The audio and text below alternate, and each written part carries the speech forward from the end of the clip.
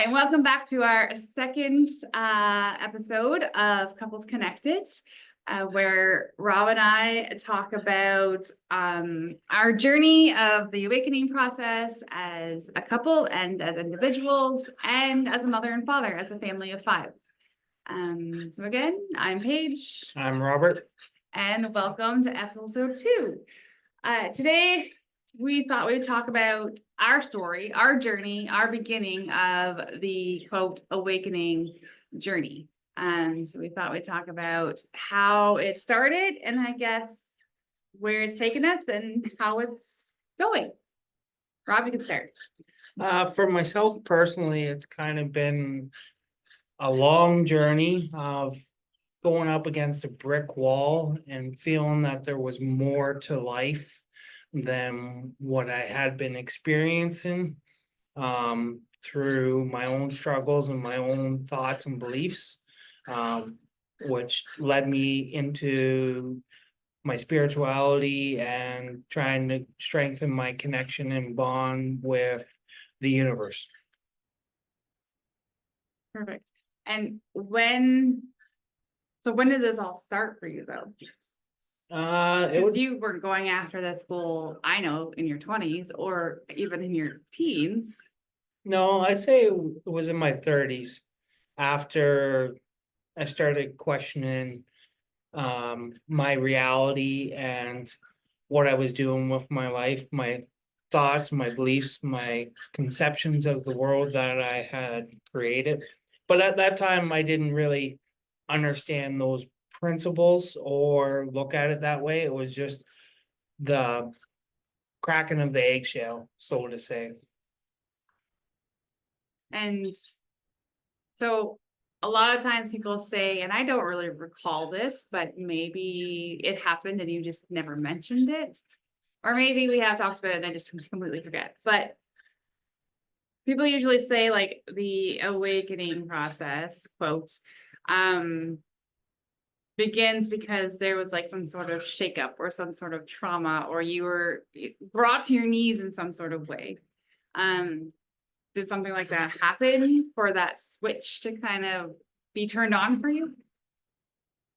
Yeah, it kind of the lead up was being away from my family for over 10 years. I created a story in my head that I had to be this provider and I had to bring in income, and I couldn't do it while I was with my family.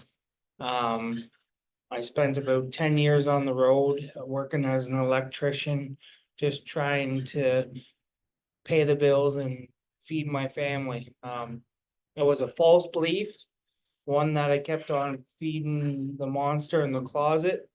And that's when I kind of started to lean into it and realize that there was more than meets the eye in this world. Yes, that sounds very similar to kind of what happened with me too. Just side note, just in case you could hear the background, we do have some very large or noisy macaws in a tree just in front of us. So hopefully that's not too distracting and too noisy, but we'll see what we can do about that. Yeah, so I was kind of the same thing. I was just stuck in this pattern and it kind of same thing kind of happened. Like what is like it was so mundane and so robotic that just one day I was kind of, it just hit me like, what am I doing? Like, it wasn't actually until you were away all the time working and it was just me and the 2 kids and I was working full time. And that's why it had to be robotic. It had to be that way, because if I didn't keep things going, if I didn't get the girls up ready for the day, get the drop off done, get to work, do the work thing for 8 hours, pick up the girls at the end of the day, take them to dance class, brownies, whatever the thing was going on that night, get dinner ready, get them baths, get them into bed. There was no other choice. It had to be me. So I had to keep things rolling and be in that robotic mode. And it wasn't until somebody had said to me like, well, I don't even know, how do you do it? And I responded with, I just do. Like, I don't think about it, I just do it. And then that response actually hit me and I was like, oh my God, like I don't think, I just do. I just robotically do this ongoing pattern day in, day out without actually being able to stop and like notice life, like what was happening around me. So would you say that's when you started to have more awareness and opening up instead of just running through your subconscious belief systems? Yes, that's definitely when things kind of started to, for me to stop in my tracks and be like, what am I doing? Like, I am just a robot here. I'm not living life. I'm just surviving through it and just stepping through the paces. And then, so that was kind of like my tiptoe into it, my little like slow down. And then I wouldn't say that whole brought to my knees part came until that whole thing that kind of went down with my mom. Where she was battling her own demons to the point where she was holding up so many masks that she didn't even know who she was, and her life ended up kind of spiraling out of control. And so that really kind of stopped me and brought me to my knees, because like, that's your mom, right? That's like, holy shit, she's the one who you have always looked up to. She's the one who's supposed to guide you and tell you, like, kind of not tell you who you are, but really kind of bring those things, or like round those things in for you. So when that was all going down with my mom, it kind of hit me like, holy shit, if she doesn't know who she is, who the hell am I? So that's where it really cracked me wide open, and where I was completely lost, of like really questioning, like, okay, this job that I'm doing right now, do I actually like this job, or am I doing this job because I was told that it paid good money and that it had the perfect hours to be raising a family with, and that it had a good benefits, and that time I was in the school system, so I had the summers off. And I really had to get honest with myself at that point. And the more honest I got, the more confused I got, and the more lost I got. So that was really my big crack open to this whole process.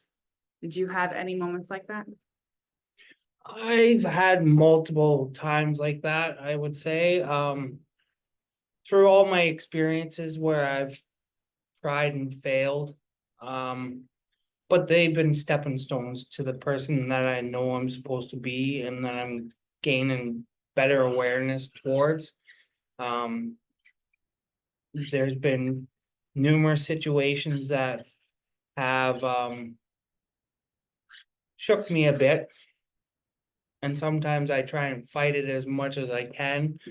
But when you can do the work and start honoring yourself and the present situation and working on the energy and moving it out, there's a freedom that comes with it. So you were saying that you fought it. How did you fight it? So you seen that you were just going through the motions of being this provider, but not actually living life, but just doing this as like a duty that you felt like you had to do. Yeah, it's kind of like the famous saying, what you resist persists. So Right. what did you resist? What were you fighting? I was resisting being the person that I wanted to be. Again, like you, I showed up and I was doing these things just because that's what society tells us we have to do. We have to go to work, we have to work 40+ hours a week. We have to do all these sports, we have to go out and entertain and do this and do that. But at the end of the day, you question it, and are you really getting joy from it? Is it bringing you happiness? And at that, and on each of the levels, when I've been shook to the core, it's not bringing me joy. So what did you do? I try and shift and change and operate with an internal belief that, does this bring happiness to me? But what did you do? to change that. So you say you saw it, you acknowledged it, you finally heard it. You resisted it a little bit, but then you changed. By stepping into the unknown. By taking the leap. And what Tori, our father, has joined us. What was that step? What was that leap? Was that unknown for you back then? There's lots of them, like for instance, I decided to give up a job that I made over $100,000 a year at and start my own business. I didn't know when I started it, I didn't know what was gonna happen. It just started on a whim. I'm like, I wanna start following the leads that I have or the nudges I get. I wanted to build a house and then I wanted to be at home with the family. So then I just took the shot. I had an opportunity presented to myself. A good friend of mine, I went and did work for him. I started by wiring his own personal house, and that's where things just started taking off and flourishing. And that's when Bliss hit.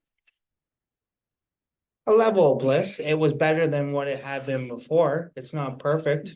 And that's when everything just rolled and flowed and the money flowed, abundance would flow, happiness was there. No, but it was better. It was, In what way was it better for you? I had healing with family. I was at home a bit more, but still I didn't obtain true happiness. Did that kind of roll into like another lesson for you? Oh, there's always lessons every day. But was that another big substantial one?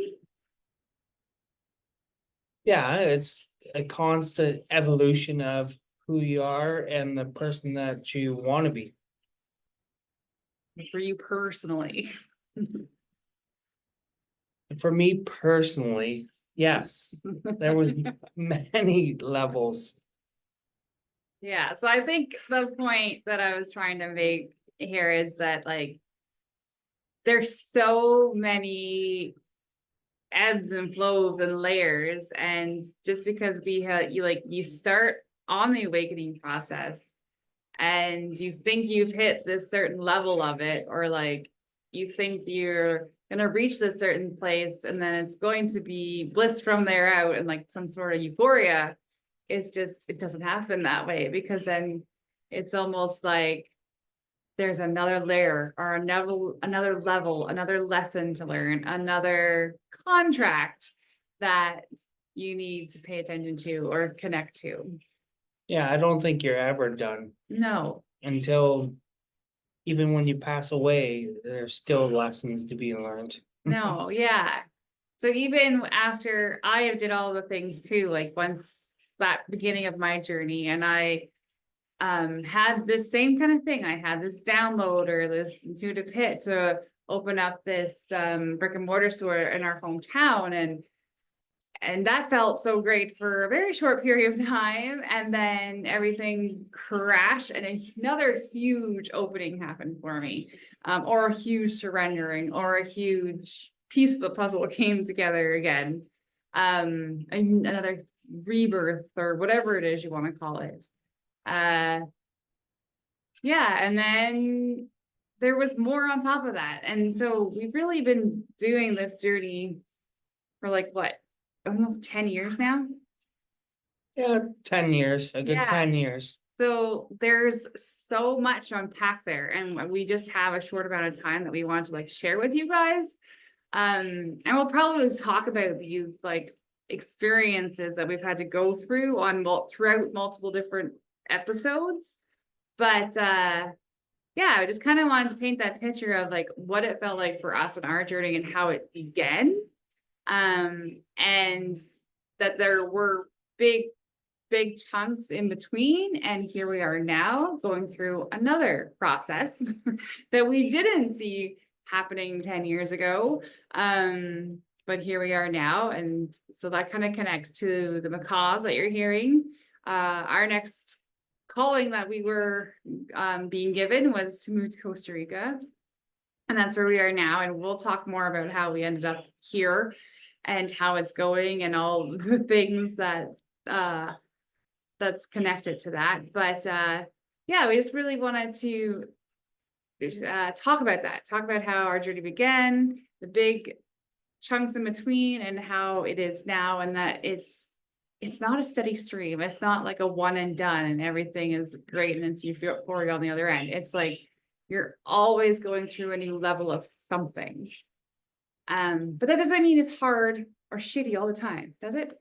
No, it doesn't. You learn to take joy in the highs, stop and evaluate them, and to acknowledge them instead of just letting them be fleeting moments in the passing of time.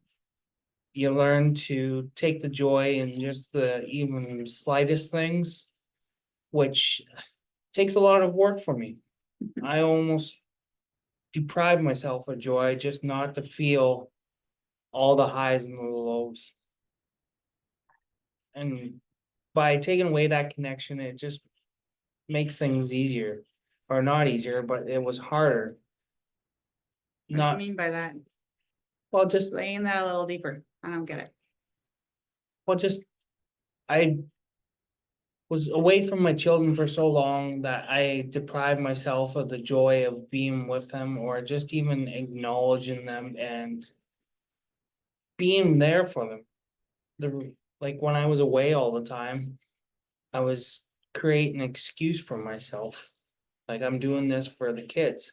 But then even when I was home with the kids, I didn't learn how to enjoy the time with them and be with them. To give them the love and the nurturing that they needed.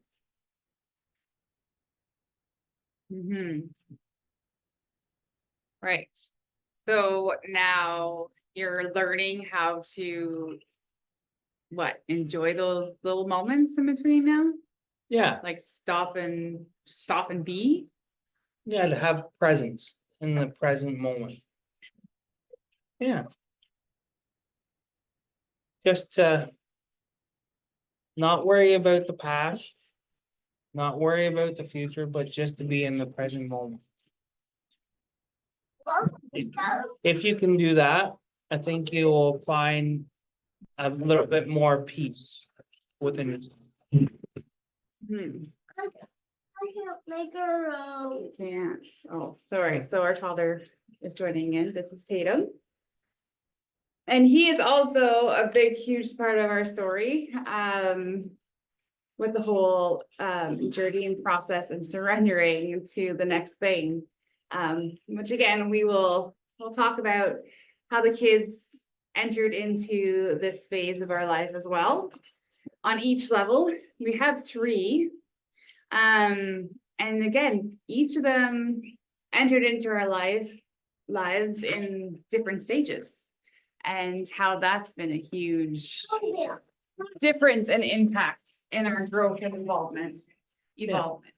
So we'll get into how in a future episode, how we were different versions of ourselves for each child. They seen a different version of who we were and how we responded to them. And we'll also talk about how they were on our journey as well, going through the awakening. Because it is hard when you're going through these ebbs and flows and these death and rebirth and trying to figure it all out, navigate it, and hold space for the kids and for each other. Yeah, it's just, It's a lot. It's a lot of work. It's a lot to wrap your head around sometimes. It takes a lot of energy, a lot of space. And yeah, we'll talk about all of that throughout our podcast for sure. yes. Well, this should be enough for today's episode, and we'll further explore all the greatness that the world has to offer in spirituality and connection. Yeah, and let us know too if it's resonated with you guys. How did your awakening journey begin? How was it along the way and how is it going now? Yeah, because everybody's awakening journey is shaken awake or whatever the term is. Yeah. In different beautiful ways. It doesn't always feel good at the beginning. And maybe we should have talked a little bit about that too, about how it does not feel good when you're going through these processes. But yeah, that could be a whole other topic about how it doesn't feel good, but how to support yourself again, as an individual, as a couple, and as a mother and father. How can you support yourself while you're going through these huge changes that come with this wonderful journey? Well, thank you for your time and have a great day. See you later, y'all. Why?